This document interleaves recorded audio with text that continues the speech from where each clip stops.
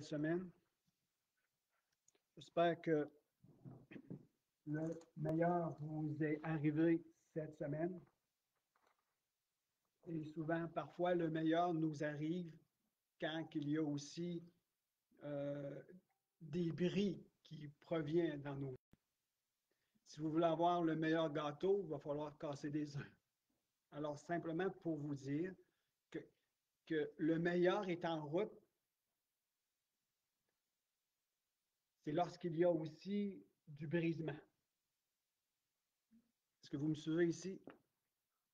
Le meilleur est en route lorsqu'il y a aussi du brisement. Alors, comme je disais au commencement, ne portez pas trop vos regards sur les choses extérieures, mais portez vos regards vers l'éternité, vers l'invisible. C'est important, le chrétien doit apprendre à vivre une vie du ciel. Je vais dire des choses ce matin qui vont vous aider à comprendre et à saisir certaines opportunités, OK? Le chrétien, le croyant, le disciple du Seigneur doit apprendre à vivre une vie du ciel. Amen. Ce matin, je vais prendre mon temps, je vais être un peu plus posé. Ah, j'ai oublié. Il faut que j'ouvre la carte du Québec, la Gaspésie, les îles et le nord du Nouveau-Brunswick se retrouvent sur cette carte-là. Je caresse toujours une vision, je caresse toujours un rêve. Du ami, rêve dans ton cœur. Écris-le, garde-le comme un trésor. Quoi qu'on dise, protège la vision avec passion. Ça peut prendre des années avant que quelque chose s'accomplisse. Mais quand que le temps de l'accomplissement est venu, beaucoup se réjouiront. Alors, Seigneur Jésus, que la Gaspésie, les îles et le nord du Nouveau-Brunswick puissent être sous ton regard maintenant. La province de Québec sous ton regard, ainsi que le Canada, Seigneur. Je porte dans mon cœur et nous portons dans notre cœur la vision d'une touche de l'Esprit de Dieu dans ce grand territoire. Et bien que je ne l'ai pas vu jusqu'à ce jour, du moins d'une façon manifeste et grandiose, cela ne signifie pas que cela n'arrivera pas demain. S'il y a quelque chose que vous attendez et qui n'est pas encore arrivé, ce n'est pas une indication que cela n'est pas en route. C'est simplement une indication que ce n'est pas arrivé jusqu'à maintenant. Mais ça ne veut pas dire que ça n'arrivera pas demain. Au temps marqué, l'accomplissement aura lieu. Nous ne devons pas perdre courage ni perdre espoir dans la promesse que l'Éternel a déposée dans ton cœur. Ne perds pas espoir, ne sois pas découragé, même si ce que tu vois, ce n'est pas ce que tu espères dans ton cœur. Amen. Nous devons être des chrétiens matures. Nous devons être des hommes et des femmes qui savent se tenir debout et qui savent discerner les temps dans lesquels nous nous trouvons. Et c'est un peu ce que nous sommes appelés à développer maintenant. Nous sommes appelés à développer la foi dans l'attente. Nous sommes appelés à développer le caractère d'un victorieux. Et le caractère d'un victorieux, c'est celui qui sait tenir debout devant l'adversité, même quand tous les signes semblent ne pas être favorables. Et lorsque cela est mis en place en nous, alors tout peut arriver. Est-ce que vous me suivez jusqu'à maintenant? Tout peut arriver. Nous devons développer ce tempérament d'un conquérant. Demeurer dans la confiance, même si les signes extérieurs nous disent le contraire. Merci, Saint-Esprit, pour ta présence. Merci, Saint-Esprit, parce que tu couvres le grand territoire qui est sur le point d'éclore. Nous allons être bénéficiaires de cette grâce, de la persévérance de nos frères et sœurs dans le Seigneur. Nous devons vivre notre vie sur terre à la manière d'un fils du royaume. Nous devons vivre une vie du ciel sur terre. Nous devons vivre une vie d'amour sur terre. Nous devons vivre une vie remplie d'espérance, de force et de courage sur cette terre. Nous devons vivre dans l'amour, nous devons vivre dans l'unité, nous devons vivre dans le partage. L'Église ne se porte pas mal. L'Église n'est pas mal portante. L'Église n'est pas divisée et l'Église n'est pas sans amour. L'Église n'est pas sans unité et l'Église n'est pas sans partage. La vie de l'Église, elle est de plus en plus victorieuse dans les temps dans lesquels on se trouve. Dans Marc 3, 25, il nous est dit, et je paraphrase le verset, il dit qu'un royaume divisé contre lui-même ne peut subsister.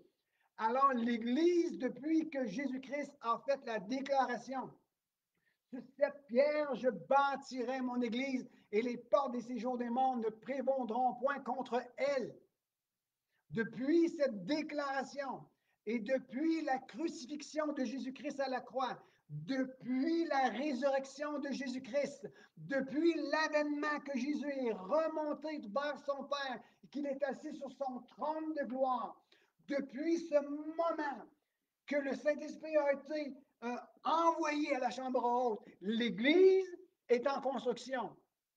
Et l'Église n'est pas divisée. L'Église n'est pas sans amour. L'Église n'est pas sans unité. L'Église n'est pas sans partage. Parce que si l'Église serait sans amour, sans unité, sans partage, il n'y aurait plus d'Église. Amen. Alors, si ce n'est pas ce que nous vivons maintenant, si nous ne vivons pas au milieu de nous l'amour, l'unité et le partage, le problème n'est pas l'Église. Le problème, c'est un état de cœur. Et notre état de cœur doit s'aligner avec notre Seigneur dans les cieux. C'est pour cela que je vous déclare que nous devons vivre une vie du ciel sur terre. Ne soyez pas et ne soyons pas découragés. Il est temps que l'Église se tienne debout avec une colonne vertébrale. Et même si l'Église ne fonctionne pas comme on le voudrait, ça ne signifie pas qu'il n'y a pas d'amour, d'unité ni de partage au milieu de nous. Ça signifie simplement que nous n'avons peut-être pas appris à verbaliser, à extérioriser ce qui est en nous. Est-ce que je me fais comprendre? L'Église, c'est toi et moi. Nous sommes des pierres de construction de l'édifice spirituel qu'on appelle l'Église.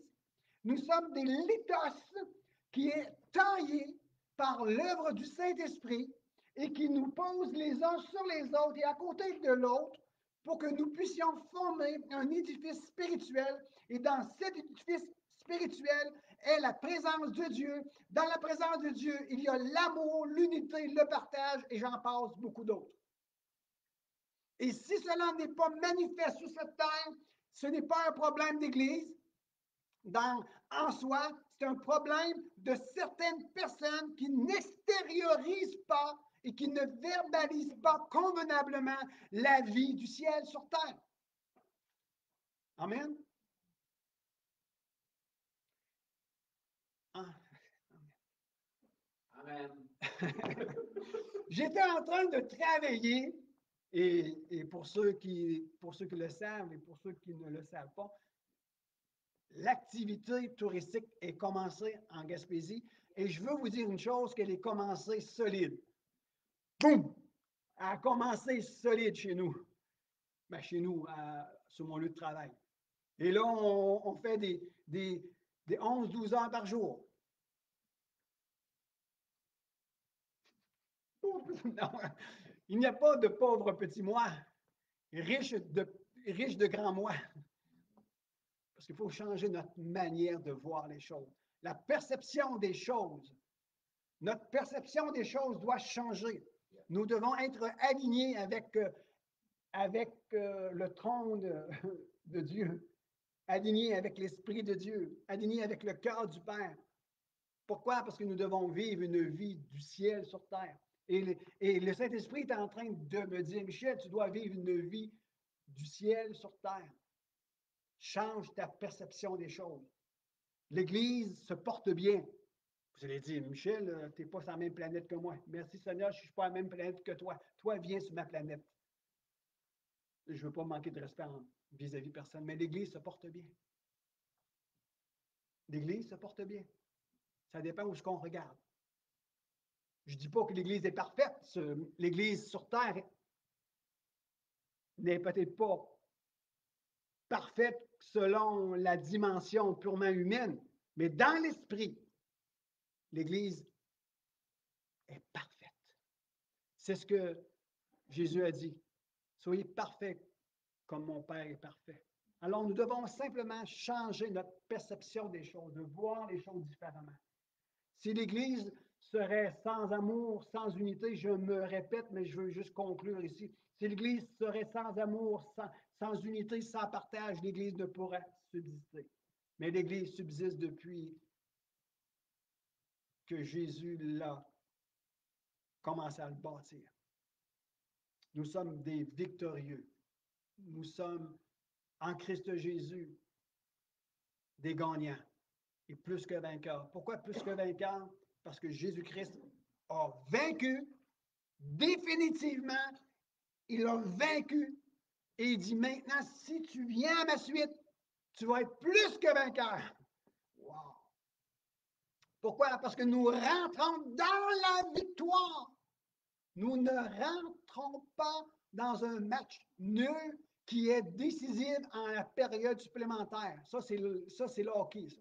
Mais nous ne vivons pas une game. Nous vivons la réalité et la vérité en Christ Jésus. Et la réalité et la vérité en Christ Jésus, c'est que Christ a remporté la victoire. Il a fait de nous des plus victorieux parce que nous rentrons dans sa victoire. Et sa victoire est appelée à être manifestée sur cette terre maintenant. C'est pour la raison pour laquelle nous devons vivre le ciel sur terre et déclarer et changer notre perception de voir les choses. Et même si tu ne vas pas bien, moi, je dois te voir avec les yeux du Père à travers Christ et te dire, non, tu vas bien.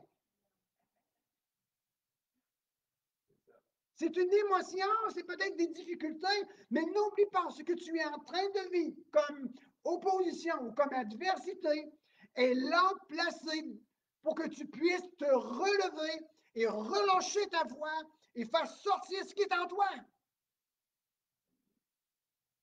Amen. Celui qui habite en nous, c'est le Saint-Esprit. Nous sommes le temple du Saint-Esprit. Le Saint-Esprit habite en nous, mais nous sommes aussi la maison de Dieu. Et dans la maison du Père, tout est merveilleux. Alors, ne crains pas l'adversité. Ne crains pas ce qui vient contre toi. Lève les yeux et dis, Père, on est en train de faire, on est en train de vouloir briser ta maison. Envoie les anges de la rénovation pour manifester ta présence et ta gloire. Il y a une manifestation de la présence de Dieu qui doit être manifestée à travers ta vie. Est-ce que c'est vrai? Alors, laisse venir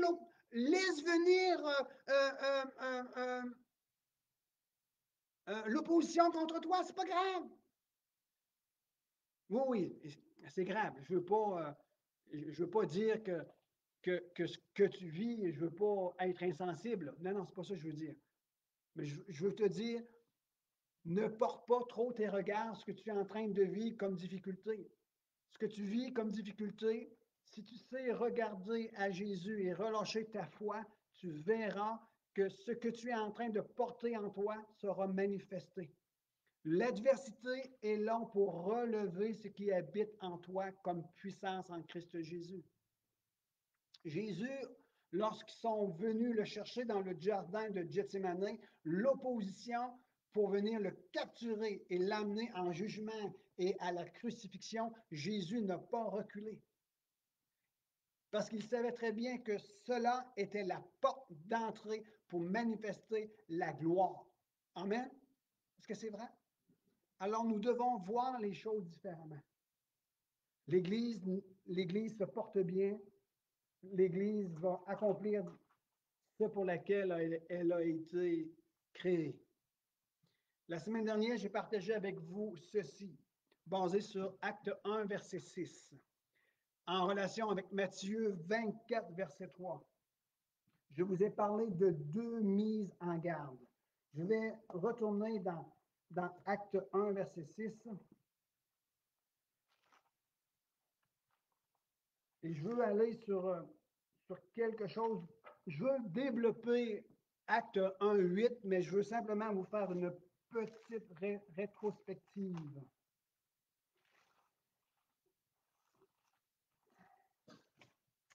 Acte 1, verset 6, ça nous dit ceci. Eux donc, réunis, demandèrent, Seigneur, est-ce en ce temps que tu rétabliras le royaume d'Israël? On va aller dans Matthieu 24, verset 3, ça dit, il s'assit sur le mont des Oliviers et les disciples vinrent en privé lui dire, dis-nous quand cela arrivera et quel sera le signe de ton avènement et de la fin du monde. Le verset dans Matthieu 24, verset 4, ça dit, Jésus leur répondit, prenez garde que personne ne vous séduise. C'était la première mise en garde que Jésus donnait à ses disciples. Il dit, prenez garde. Le mot garde, c'est que ayez du discernement. Ayez du discernement. Afin que personne ne vous égare ou vous conduit dans l'erreur. C'était la première mise en garde. La deuxième mise en garde que Jésus a donnée en ce qui concerne les temps de son avènement, les temps de la fin du monde, Jésus a donné 2 mises en garde et il a donné un ordre de mission.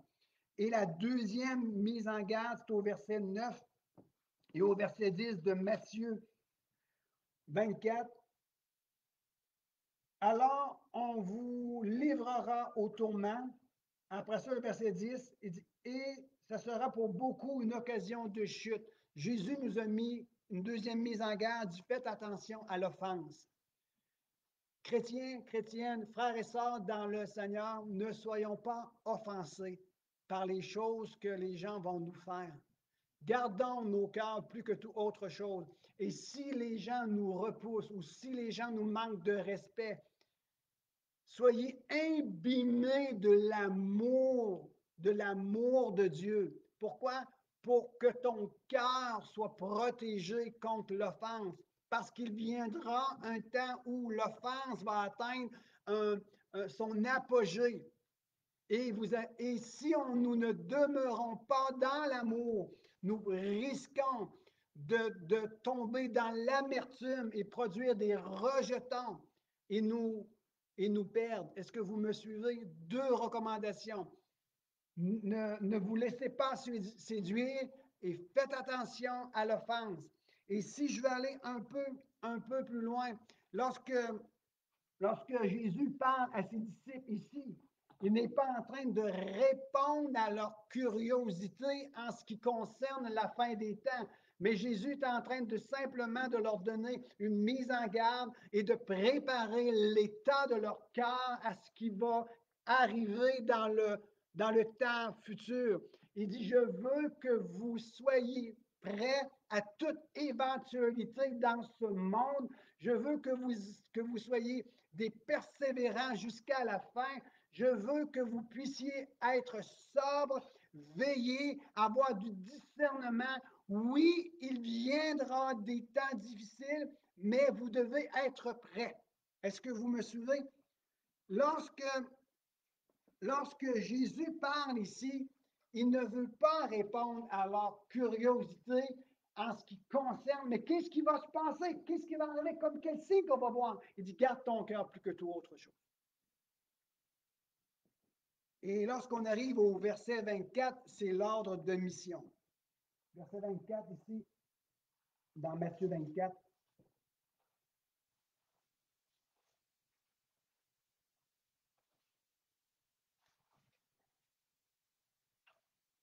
Cette bonne nouvelle du royaume sera prêchée dans le monde entier pour servir de témoignage à toutes les nations. Cette bonne nouvelle du royaume sera prêchée à toutes les nations pour servir de témoignage. Alors viendra la fin. Je veux revenir au verset 13 de Matthieu 24. Mais celui qui persévérera jusqu'à la fin sera sauvé. Alors nous devons être en train de travailler. Au lieu de se poser des questions, au lieu de répondre à notre curiosité des choses, nous devons se mettre au travail. Nous devons être de plus en plus responsables en tant que croyants et agir comme un disciple agirait dans le même temps que son maître est présent. Et nous devons accomplir la proclamation de la bonne nouvelle. Nous devons être prudents. Dans les temps dans lesquels on se trouve aujourd'hui, nous devons être prudents et nous devons persévérer. Maintenant, pourquoi tout cela et pourquoi en temps de crise annoncer le message de la bonne nouvelle? Jésus a dit, et lorsque nous lisons Matthieu 24, nous voyons que Jésus est en train de parler d'une prophétie imminente de la destruction de Jérusalem. Et nous savons que la destruction de Jérusalem a eu lieu en l'an 70, sous Néron, si je m'abuse. Alors Jésus ici est en train de parler à ses disciples, ce n'est pas à vous, et je vais le lire un peu plus tard, ce n'est pas à vous de connaître les temps et les moments que le Père lui-même a fixés de sa propre autorité. Mais vous savez très bien que pierre sur pierre ne restera pas. Jésus est en train de leur parler qu'il va y avoir une destruction, est en train de prophétiser d'un événement imminent. Et il a dit, vous allez entendre des bruits de guerre, des pestes et des famines. Il va y avoir une nation qui va s'élever contre une nation, un royaume contre un royaume. Et nous savons ici que le royaume contre un royaume, le royaume des ténèbres, des puissances des ténèbres contre le royaume de Dieu. Et nous le vivons littéralement sur cette terre. Le mal, aujourd'hui, vient contre les enfants du bien. Est-ce que vous me suivez d'une façon un peu plus simple? Mais nous sommes en guerre. Et Jésus est en train de parler qu'il va y avoir une destruction de Jérusalem et il va y avoir aussi dans les temps à venir de la persécution. Et le temps de la persécution, elle n'est pas arrivée encore à son terme ou à son apogée. Mais lorsque le temps de la persécution va arriver à son apogée, on n'aura pas besoin que quelqu'un d'autre nous le dise, nous allons le savoir. Right? Ça ne prendra pas une très grande révélation pour vous dire que nous sommes dans la persécution. Vous allez juste à être vivant, au sens littéral. Mais après ça, Jésus dit, mais cela ne sera pas la fin. Ça dit dans le contexte, ça ne sera que le commencement des douleurs. Pourquoi? Le commencement des douleurs est en préparation de l'avènement de l'ère messianique qui doit venir. Mais pourquoi tant de choses doit-il arriver? Et Jésus dit, celui qui va persévérer jusqu'à la fin, il sera quoi? Donc, Jésus est en train de dire, selon ma compréhension à moi, Jésus est en train de dire, vous allez connaître des moments difficiles. Vous allez connaître des moments et des temps de crise. probablement que vous allez goûter une partialité, je vais le dire de cette façon-là pour ne pas provoquer rien, mais parce qu'il y a tellement d'enseignements par rapport à la fin des temps que je ne sais pas que j'ai peur de mes convictions, mais loin de là, j'ai assez la tête dure dans le naturel que j'ai une tête dure aussi dans mes convictions. Mais je vais le dire de cette façon-là. Si Jésus a dit, celui qui persévérera jusqu'à la fin sera sauvé, peut-être qu'à un moment donné, on va goûter un peu à la persécution. Hein? Alors pourquoi que peut-être que Dieu nous enlèvera peut-être pas tout de suite. Peut-être qu'il va se passer des choses, puis Jésus dit, ben, celui qui va persévérer jusqu'à la fin sera sauvé. Ça veut signifier quelque chose. Alors, nous devons être prêts. Hein? Alors, le message de Jésus ici n'était pas de répondre à la curiosité de ses disciples, mais le message de Jésus était, tenez-vous prêts devant l'adversité. Soyez persévérants. N'ayez pas peur de l'offense. Ne soyez pas trop vexés rapidement. Ne soyez pas susceptibles des choses. Et faites attention que personne ne vous conduise dans l'erreur. Veillez, ayez du discernement.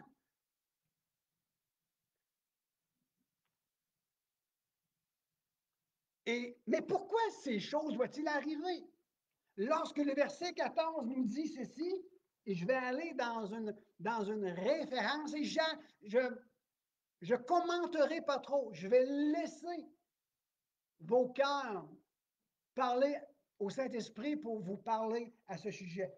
Quand on arrive au verset 14, cette bonne nouvelle du royaume sera prêchée dans le monde entier pour servir de témoignage. Alors viendra la fin.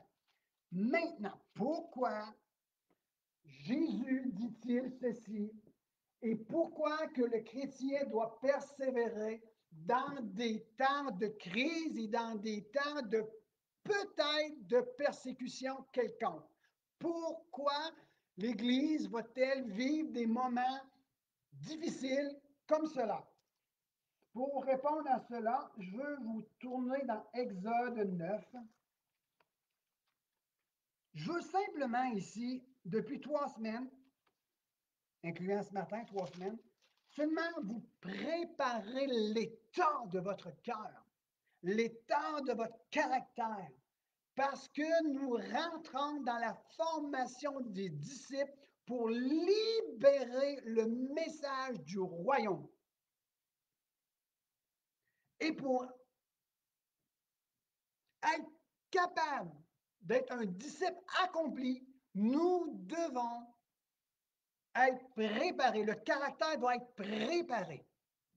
Alors, arrêtons de penser que le chrétien ne vivra pas des difficultés ni des problèmes. Arrêtons de penser que nous allons être à l'abri de la tempête. La parabole des 2 maisons doit nous expliquer que nous allons vivre au cœur de la tempête.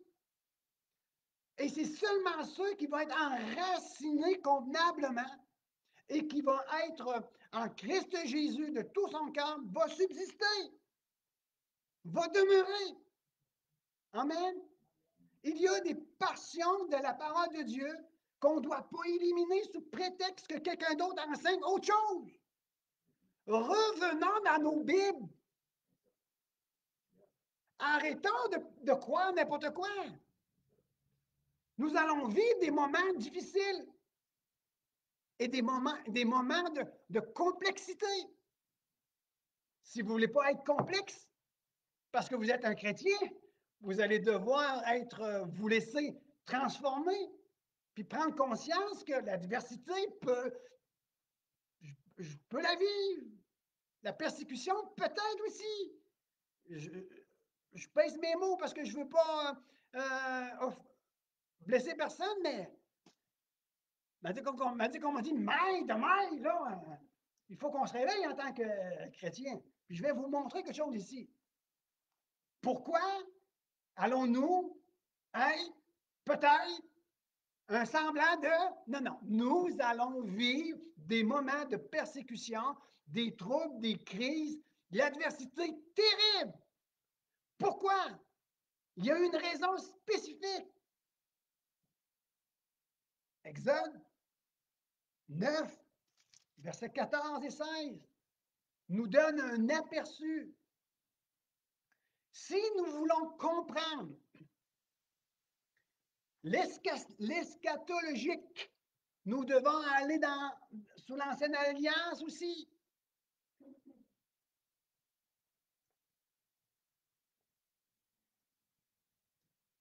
Ma pression. Attention à ma pression. OK. Exode 9. J'ai dit quoi? OK. Ça dit ceci. Je trouve ça, c'est un texte que je développerai pas trop. Je veux juste vous laisser vous réfléchir.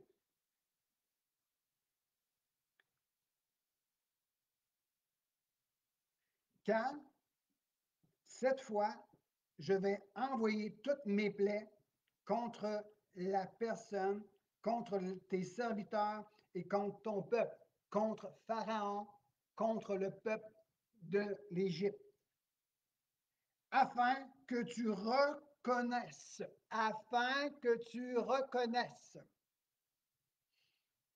que nul n'est semblable à moi sur toute la terre. Verset 15. Si maintenant j'avais étendu ma main et si je t'avais frappé par la peste, toi et ton peuple, tu aurais disparu de la terre. Si Dieu le voudrait, il éliminerait toute adversité pour le peuple de Dieu. Mais Dieu ne le fera pas maintenant. Le temps viendra, mais ce n'est pas à nous de connaître les temps et les moments de. Je continue ici. Mais, le verset 16, mais je t'ai laissé subsister, au contraire, afin de te faire, et là c'est intéressant, afin de te faire voir ma puissance ou ma force. Mais le mot puissance est bien à retenir ici. Et pour que l'on publie mon nom sur toute la terre. Voici l'interprétation de ma compréhension à moi. Pourquoi Jésus a dit, celui qui persévérera jusqu'à la fin sera sauvé. Ça veut simplement signifier que probablement que nous allons connaître des moments difficiles, des moments de persécution, de l'adversité terrible contre le peuple de Dieu. Pourquoi? Pour qu'on puisse agir comme des enfants, que nous puissions agir comme des fils du royaume, annoncer la grandeur de Dieu pour servir de témoignage au monde. Et que la terre soit remplie de sa gloire. Dieu veut se révéler à l'humanité. Probablement qu'il prendra ce moment opportun pour servir de témoignage à l'humanité. Est-ce que vous comprenez? Nous, un des éléments puissants de servir de témoignage de la gloire de Dieu, n'est-ce pas lorsque quelqu'un est guéri? Le miracle de la guérison est un témoignage puissant de la gloire de Dieu. Le peuple de Dieu qui reste debout malgré l'adversité et la persécution et qui est capable de témoigner de l'amour, de la grâce et du pardon de Dieu au cœur même de la persécution, n'est-il pas le plus grand témoignage que le monde a besoin de recevoir? C'est ça, ma compréhension de la chose. Mais nous devons être persévérants, nous devons être sur nos gardes et nous devons être prêts pour être des serviteurs et des servantes, des fils et des filles du royaume de Dieu pour libérer la parole de notre Seigneur Jésus-Christ en temps de crise. Amen. Le discours de Jésus à ses disciples était destiné à leur conseiller la prudence, plutôt qu'à satisfaire leur curiosité, et de se préparer à vivre ces événements proche. Être prêt était plus important que de connaître les détails précis du déroulement en question de la fin des temps. Petite réflexion. L'Église doit prendre garde de ne pas désirer connaître ce qui lui est pas encore révélé. L'Église doit prendre garde de ne pas désirer connaître ce qui lui est encore caché. S'il y a encore des choses cachées, ne développe pas ta curiosité charnelle pour découvrir les choses à venir. Développe ton attente de voir Dieu agir maintenant. Je vais un peu plus loin. Je reviens à Acte 1, versets 7 et 8. Je lis mes notes ici parce que je veux essayer de conclure sur un mot vraiment extraordinaire pour nous donner l'explication de quel est l'ordre de notre mandat et comment nous pouvons l'accomplir. Parce que c'est exactement ça que Jésus a dit. Il dit, ce n'est pas le temps de crise qui va déterminer, mais c'est lorsque le message de la bonne nouvelle sera prêché au monde entier, alors viendra la fin. Alors cela nous indique que nous avons un mandat, un ordre de mission à accomplir. Amen. Et nous allons voir de quelle manière que Dieu a pourvu cela.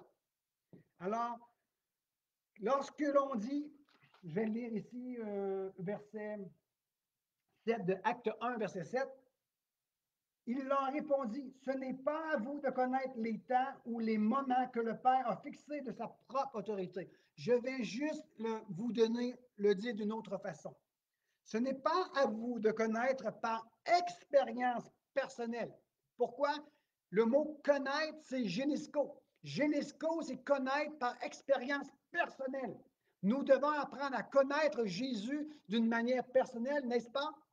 Ici, Jésus est en train de nous dire, ce n'est pas à vous de connaître par expérience personnelle le chronos ou les temps par rapport à nos temps à nous. Ou bien, ce n'est pas à vous de connaître de façon personnelle le temps convenable, le kairos de Dieu, que le Père de lui-même a établi de son propre autorité, qu'il a ordonné, qu'il a dit, cela fait partie de mon projet, ce n'est pas à vous de le connaître maintenant. Est-ce que vous me suivez?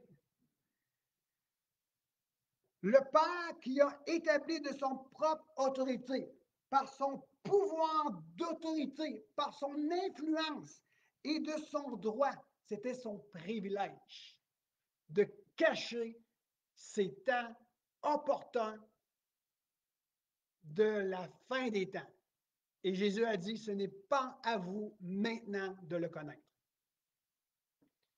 Je ne dis pas que le temps ne viendra pas où nous n'aurions pas le discernement des temps dans lesquels on se trouve, mais ne cherche pas ça avant que le Père veut le révéler. Nous devons être plutôt prêts et se mettre en travail. Amen. Et ça dit, mais. Jésus dit, ne restez pas sur cette réflexion-là. Je vais vous amener dans une autre direction. Est-ce que vous me suivez? Mais vous allez recevoir une puissance survenant sur vous, celle du Saint-Esprit. Et vous serez quoi? Mes témoins. Voyez-vous l'important? Jésus veut que nous soyons des témoins, des disciples. Le mot ici, recevoir, c'est recevoir ce qui est donné. Vous allez dire, ben, on comprend ça.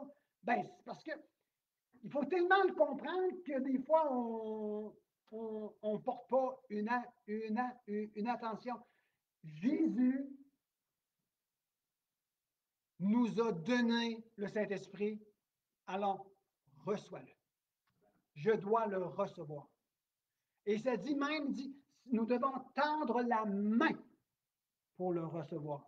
Dans d'autres versions, ça dit, reçois afin d'être guidé par la main. Et le mot puissance, et là, le mot puissance, dans la compréhension grecque, c'est dynamis. C'est comme un dynamo. Plus tu vas vite, plus que le dynamo donne de l'électricité à la lumière pour que tu puisses voir. Alors, ça nous parle que cette puissance que tu vas recevoir, tu dois travailler avec. Amen. Si tu ne travailles pas avec ce que tu as reçu, tu ne verras jamais la puissance de ce que tu as reçu en toi. C'est pour ça que je vous dis, ne vous inquiétez pas de ce qui va arriver à l'extérieur de vos vies.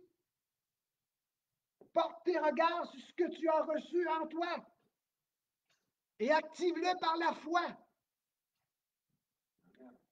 Maintenant, je veux vous amener une compréhension hébraïque de Acte 1, verset 8. Vous allez dire, pourquoi nous amener dans une compréhension hébraïque? Pourquoi? Parce que ça va nous donner une nouvelle tendance de voir ce verset.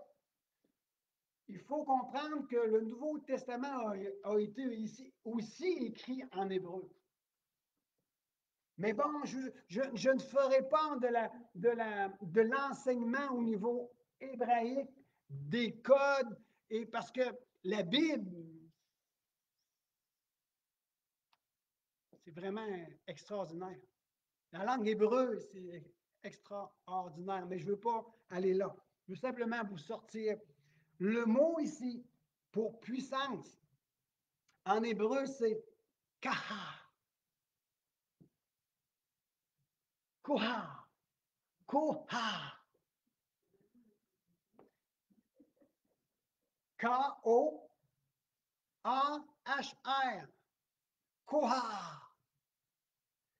Et je vais juste vous donner ça, juste pour vous dire, le mot Koha, dans son code, dans sa valeur, signifie Dieu. Alors vous recevrez Dieu. Vous allez recevoir Dieu survenant sur vous. Hein? On va aller plus loin. La première définition, vous allez recevoir une force. La joie de l'Éternel est ma force. Le chrétien, celui qui reçoit le Saint-Esprit, n'est pas un chrétien faible en face de l'adversité. Il est fort en Christ Jésus. Mais lorsque je prends conscience que je demande dans l'humilité, c'est alors que la force peut se manifester. L'apôtre Paul dit, c'est quand je suis faible, c'est alors que je suis fort. C'est quand je sais reconnaître mon humilité et qui je suis dans la chair, que ce qui est spirituel en moi, Christ, peut se révéler, se manifester. Amen. OK. Le deuxième, c'est effort. Dans le sens de travailler avec. Le troisième, ça nous parle de fortune. Le mot kohar signifie fortune, dans le sens que vous recevez une valeur.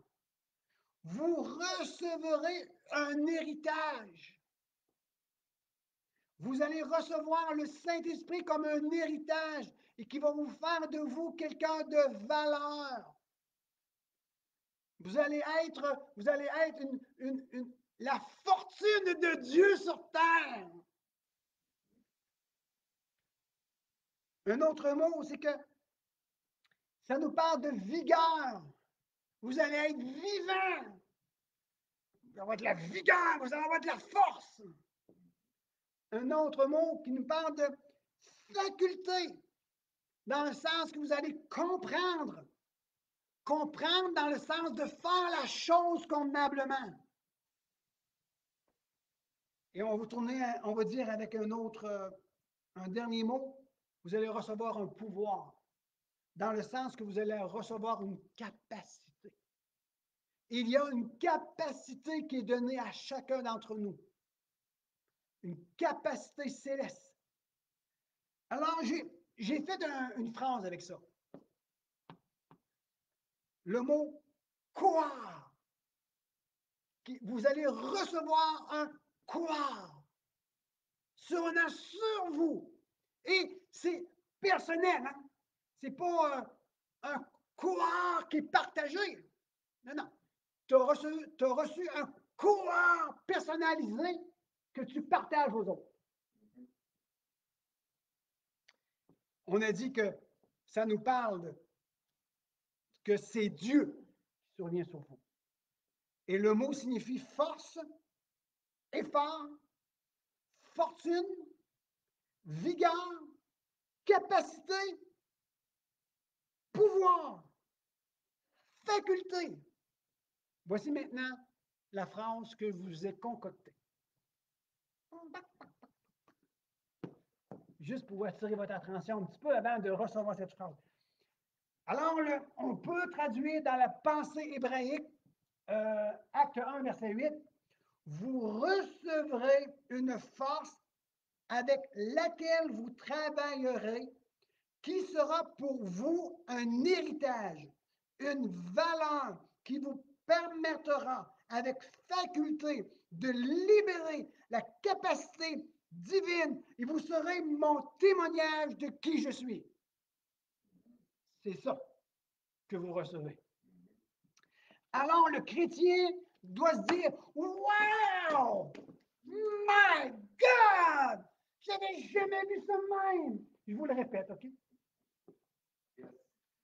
Vous recevrez, Jésus est en train de te dire à toi, il le dit à moi aussi, vous recevrez une force avec laquelle vous travaillerez, qui sera pour vous un héritage, une valeur qui vous permettra avec faculté de libérer la capacité divine et vous serez mon témoignage de qui je suis. Je le dis d'une autre façon un peu plus simple. Et vous allez annoncer, publier mon nom, annoncer le message du royaume de Dieu. Vous recevrez la capacité divine qui vous unit à lui afin de prouver l'existence de Dieu. N'est-ce pas le même mot qui se retrouve en Exode 9, verset 16, quand l'Éternel dit à Pharaon et à son peuple, je vous ai laissé subsister, mais maintenant je vous envoie afin que mon nom soit publié à travers toute la terre, que je suis le seul Dieu. Et Dieu a pris le peuple d'Israël pour manifester qui il était. C'est nous maintenant. C'est toi maintenant. Jérémie 10, verset 12 nous dit quelque chose d'extraordinaire. L'heure avance. Hein? Est-ce que c'est bien jusqu'à maintenant? Est-ce que vous aimez ça? J'en ai encore quelque part.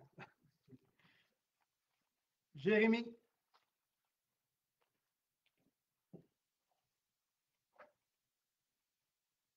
Jérémie 10, verset 12. Il y a quelqu'un qui veut que je lis encore cette phrase-là. Je la lis encore. Je trouve ça super intéressant, OK? Jésus dit, vous allez recevoir. Vous recevrez une force avec laquelle vous travaillerez, qui sera pour vous un héritage, une valeur, qui vous permettra avec faculté de libérer la capacité divine. Et vous serez mon témoignage de qui je suis. Et vous allez annoncer, publier mon nom en annonçant le message du royaume de Dieu. Vous recevrez la capacité divine qui vous unira à moi afin de prouver l'existence de Dieu. C'est ça. la compréhension de Acte 1, verset 8. Et le mot puissance, nous allons voir qu'est-ce que le prophète Jérémie dit maintenant dans Jérémie 10, verset 12. Il a fait la terre par sa quoi? Par sa puissance.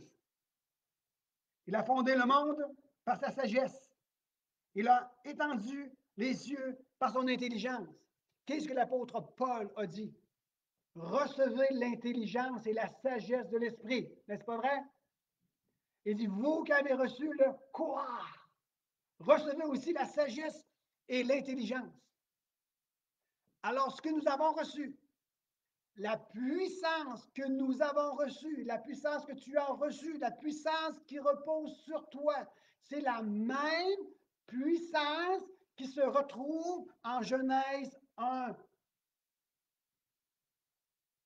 Au commencement, Dieu créa la terre et les cieux.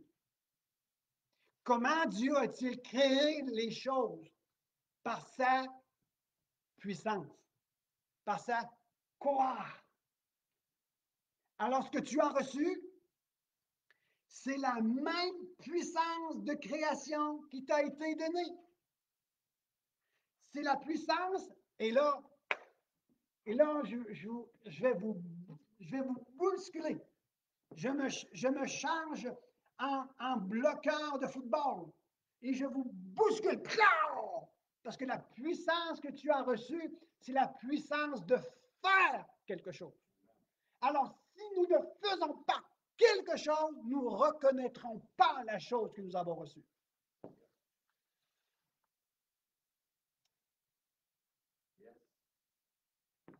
Alors, nous, avec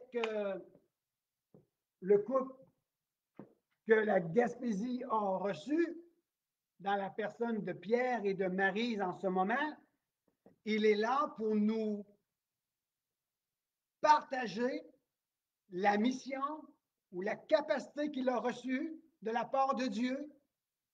Et il est là pour nous éduquer, nous former, nous faire prendre conscience de comment extérioriser ce qui est en nous.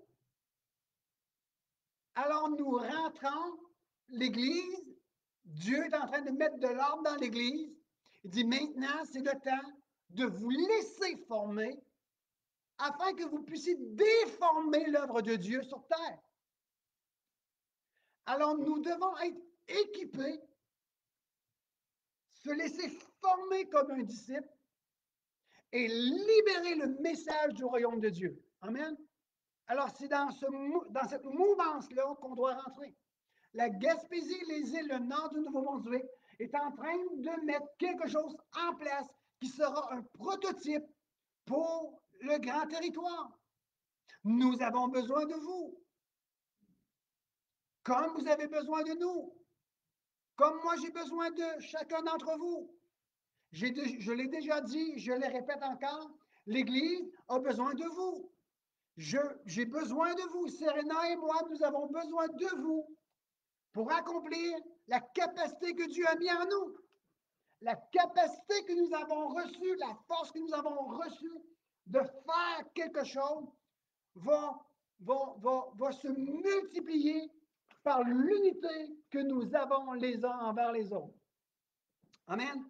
Je ne veux pas aller trop loin ici. Ah, n'oubliez pas, samedi prochain, 6h30, nous avons un événement. Je marque la Gaspésie. La marque. Nous marquons la Gaspésie. Dieu, depuis Genèse, a marqué des individus. Il a marqué des territoires. Jésus-Christ, lorsqu'il est ressuscité d'entre les morts et qu'il est monté vers son trône, qu'il a envoyé le Saint-Esprit, il a marqué chaque croyant.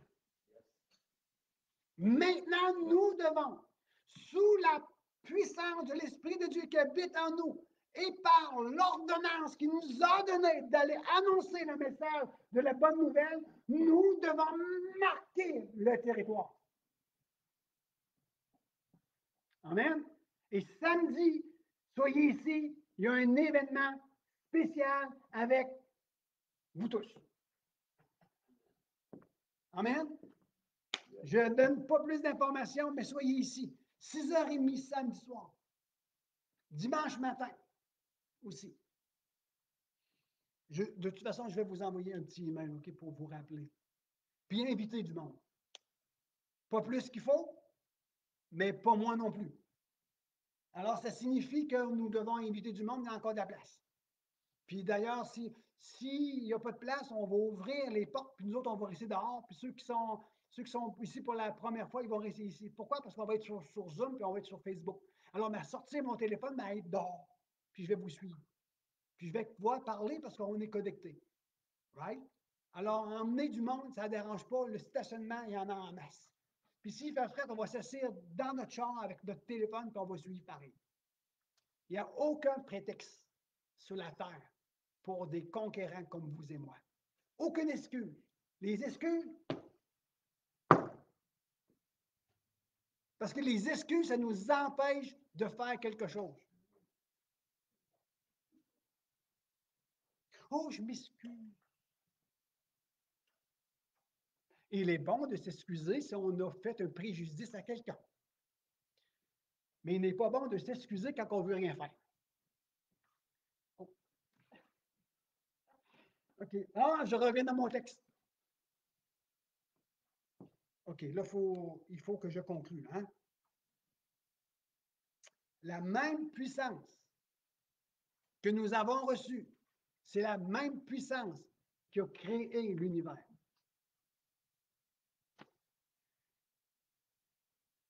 Alors, c'est la puissance de faire. Dans Acte 1, verset 1, ça dit « Théophile, je t'ai, comme je l'ai dit, je paraphrase ici. » Non, je ne le paraphraserai pas, mais allez le lire. Mais allez le lire. Théophile, j'ai parlé dans mon premier livre de tout ce que Jésus a commencé de faire et d'enseigner. Jésus a commencé à faire. Alors, ce qui reposait sur Jésus repose aussi sur nous dans une mesure de capacité personnalisée que nous devons partager aux autres.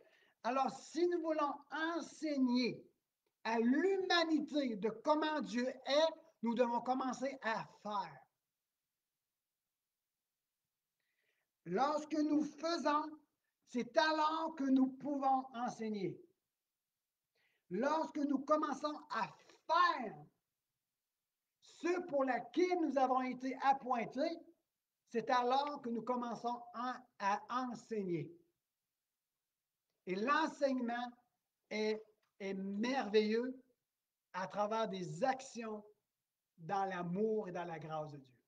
Les gens vont recevoir ce genre d'enseignement-là. Je termine ici, mais avant d'aller plus loin, le mot puissance, et je vous prépare pour les semaines à venir, le mot puissance ou koar vient d'une racine qui a un sens particulier. C'est la racine d'un mot qui signifie d'être ferme. Pas ferme dans le sens de ferme là, dans le sens de dire oui, c'est oui, non, c'est non. Je suis chrétien le lundi aussi. Je crois en Dieu, donc j'agis comme quelqu'un qui croit en Dieu. Et c'est exactement ce que Paul a déterminé. Lorsqu'il a dit, lorsque je me suis présenté devant vous, c'était avec crainte et tremblement. Mais lorsque j'ai commencé à parler dans le nom de Jésus et avec sa puissance, j'étais ferme. Alors, je termine ici 2-3 minutes. Alors, dans le sens de la puissance que tu as reçue, la puissance qui repose sur toi, nous devons conjuguer avec ce que nous avons reçu, n'est-ce pas? Notre vie, en tant que qui je suis, doit se conjuguer avec celui qui vit en moi. Ce que j'ai reçu du ciel doit avoir un impact vraiment puissant en moi. Si je veux impacter ma famille, si je veux être utile pour le royaume de Dieu, il faudra que celui qui habite en moi soit celui qui est manifesté à travers moi.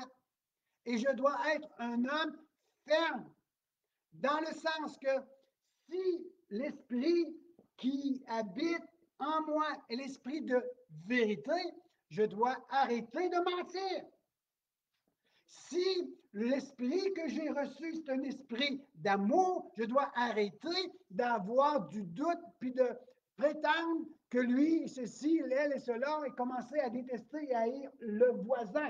Je dois commencer à les aimer pour qui ils sont, pas pour ce qu'ils font. Ne regardez pas à ce qu'ils font. Vous allez mettre des bébites partout. Mais regardez à qui ils sont. L'apôtre Paul nous a dit que le chrétien doit être un chrétien ferme.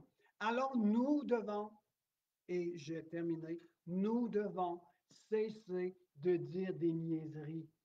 Nous devons arrêter de dire du n'importe quoi. Nous devons commencer à parler comme un disciple qui a entendu son maître parler. Nous devons cesser d'avoir un double langage, devoir avoir un seul langage. Ce n'est pas facile, ce n'est pas toujours évident. Je tombe parfois dans le piège, mais ayons un peu d'humilité et de reconnaissance et de discernement envers soi-même. Si nous voulons avoir du discernement envers les autres, ayons un peu de discernement envers soi-même. Et lorsque nous savons que nous avons mal parlé, on doit reconnaître, pardonne-moi, j'ai mal agi. Et lorsqu'on se retrouve dans la présence de Dieu, dire, Seigneur Jésus, pardonne-moi, j'ai mal agi. Je n'ai pas parlé comme un fils du royaume de Dieu. J'ai parlé comme un autre fils d'un autre royaume. Pardonne-moi, Seigneur.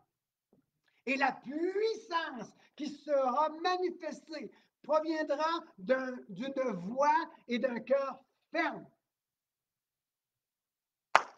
Passe! Je suis. C'est ça. Il faudra apprendre à se taire et à écouter plus.